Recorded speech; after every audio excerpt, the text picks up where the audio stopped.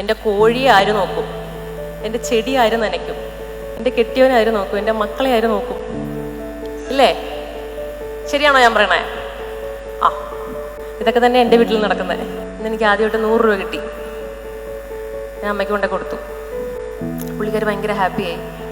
അപ്പം അമ്മ പറഞ്ഞു, ഇത് ശീലമാക്കിക്കോ, ഇത് തുടങ്ങിക്കോ. നിങ്ങളെന്തിങ്ങനെ മസിൽ പിടിച്ചിരിക്കണേ? ഒന്ന് ചിരിക്കേ, എനിക്കാകെ ടെൻഷനാവുന്നു.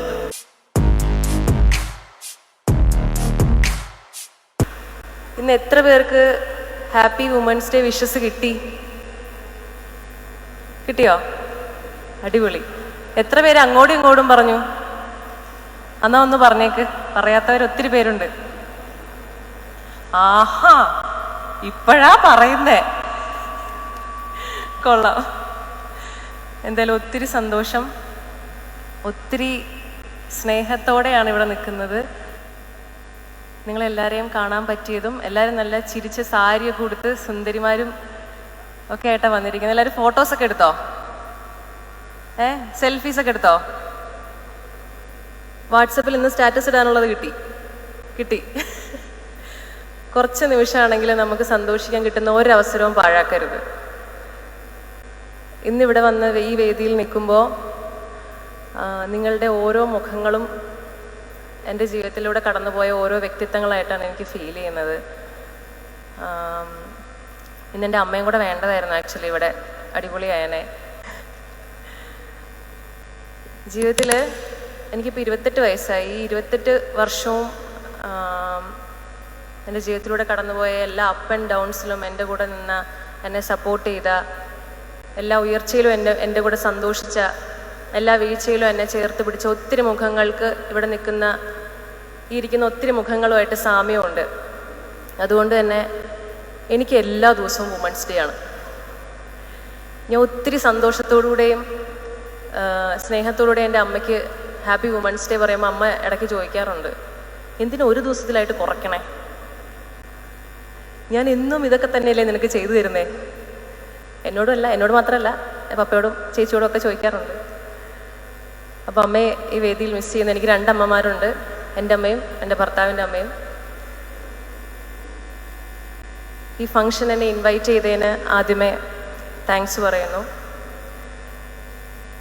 ചെറുപ്പത്തിൽ ഒരു ടീച്ചർമാർ ചോദിക്കുമായിരുന്നു ആരാവണം എന്ന്. നിങ്ങളെന്തിങ്ങനെ മസിൽ പിടിച്ചിരിക്കണേ? ഒന്ന് ചിരിക്കേ, എനിക്കാകെ ടെൻഷനാവുന്നു. അതെ, അപ്പോൾ ചെറുപ്പത്തിൽ ഇങ്ങനെ ടീച്ചർമാരൊക്കെ ചോദിക്കും ആരാവണം, വലുതാവുമ്പോൾ ആരാവണം എന്നൊക്കെ ചോദിക്കുമ്പോൾ ഞാൻ അന്നേ പറയുമായിരുന്നു സിനിമാ നടിയൊക്കെ ആവണമെന്ന്.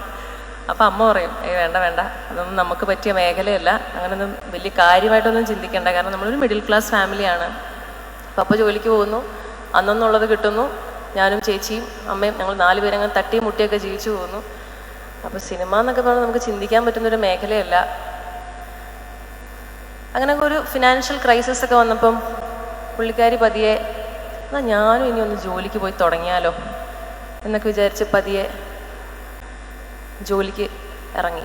അപ്പോൾ നമുക്കിതിൻ്റെ സീരിയസ്നെസ് അറിയില്ലല്ലോ. അപ്പോൾ ഞാൻ അടുത്ത അടവുമായിട്ട് ഇറങ്ങി, എനിക്ക് ഡാൻസ് പഠിക്കാൻ പോകണം. അപ്പോൾ അമ്മ, മോളെ അത് നടക്കില്ല, കാരണം അതിന് ഫീസൊക്കെ, അതല്ല എനിക്ക് ഡാൻസ് പഠിക്കാൻ പോകണം. അപ്പോൾ ചേച്ചി ഭയങ്കര പഠിപ്പിച്ചിട്ടാണ്. ചേച്ചി അമ്മയുടെ സ്വന്തം സഹചാരിയാണ്. അപ്പോൾ അമ്മ പറഞ്ഞു, ചേച്ചി പഠിക്കണ പോലെ നീയും പഠിച്ച് വലിയ മാർക്കൊക്കെ വാങ്ങി ജോലിയൊക്കെ മേടിക്കുക, അല്ലാണ്ട് ഈ ഡാൻസിൻ്റെ പുറകെയൊക്കെ പോയാൽ നടക്കത്തില്ല. അപ്പോൾ പപ്പ എന്തിനും എൻ്റെ കൂടെ ഉണ്ട്. അങ്ങനെ ഡാൻസ് പഠിക്കാൻ കൊണ്ട് ചേർത്തു. 1 മാസം 2 മാസം 3 മാസമൊക്കെ ആയപ്പോൾ ഈ ഫിനാൻഷ്യൽ ക്രൈസിസ് നമ്മളെ മുറുകെ പിടിക്കുവാണ്. ഫീസ് അടയ്ക്കണം. അപ്പോൾ അമ്മ പറഞ്ഞു, ആരാണത്? അപ്പം അമ്മ പറഞ്ഞു, എൻ്റെ ശമ്പളം കൊണ്ടൊന്നും മുന്നോട്ട് പോകുമെന്ന് തോന്നുന്നില്ല. അപ്പോഴും ഞാൻ വിടുന്നില്ല, എനിക്ക് പഠിച്ചേ പറ്റൂ.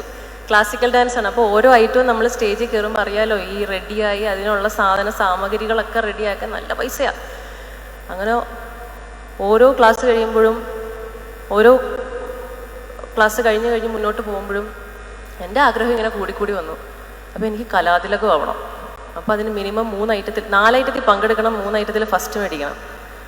അപ്പോൾ അതും നല്ല കാശ് ചിലവുള്ള പരിപാടിയാണ്.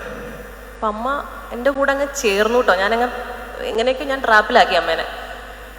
പുള്ളിക്കാരി കുറച്ചും കൂടെ കഠിനമായിട്ട് അധ്വാനിക്കാൻ തുടങ്ങി. അപ്പോഴും നമ്മൾ ഇതിൻ്റെ സീരിയസ്നെസ് മനസ്സിലാക്കുന്നില്ല. അമ്മ രാവിലെ ജോലിക്ക് പോകുന്നു, വൈകിട്ട് തിരിച്ചു വരുന്നു, പിന്നെ വീട്ടിലെ കാര്യങ്ങളെല്ലാം നോക്കുന്നു, കുക്ക് ചെയ്യുന്നു, നമ്മൾ നോക്കൂ, രാവിലെ എണീക്കുന്നു, ഇത് തന്നെ പരിപാടി.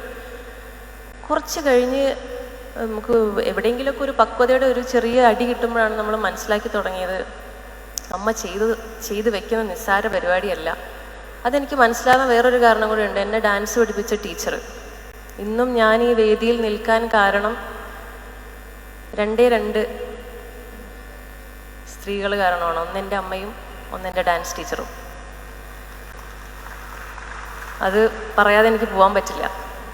അപ്പോൾ അന്ന് മിസ് എന്നോട് പറഞ്ഞതാണ്, മോളെ നീ ഫീസ് തരണ്ട, എനിക്ക് എപ്പോഴാണോ ഫീസ് തരാൻ പറ്റുന്നത് അപ്പോൾ നീ ഫീസ് തന്നാൽ മതി, പകരം നീ എൻ്റെ കൂടെ കുട്ടികളെ പഠിപ്പിക്കാൻ കൂടിക്കോ, നിനക്ക് ഞാൻ അങ്ങോട്ട് ഫീസ് തരാമെന്ന് പറഞ്ഞു. അത് എത്ര പേര് പറയുമെന്ന് എനിക്കറിയില്ല. ഇന്ന് എനിക്ക് ആദ്യമായിട്ട് 100 രൂപ കിട്ടി. ഞാൻ അമ്മയ്ക്ക് കൊണ്ടേ കൊടുത്തു. പുള്ളിക്കാർ ഭയങ്കര ഹാപ്പിയായി. അപ്പം അമ്മ പറഞ്ഞു, ഇത് ശീലമാക്കിക്കോ, നീ ഇത് തുടങ്ങിക്കോ. അങ്ങനെ പതിയെ എൻ്റെ ഉള്ളിൽ സമ്പാദിക്കാനുള്ള ശീലം, എങ്ങനെയാണ് മറ്റുള്ളവരോട് പെരുമാറേണ്ടത്, എങ്ങനെയാണ് ജീവിക്കേണ്ടത് എന്നൊക്കെ എന്നെ പഠിപ്പിച്ചത് എൻ്റെ അമ്മയാണ്.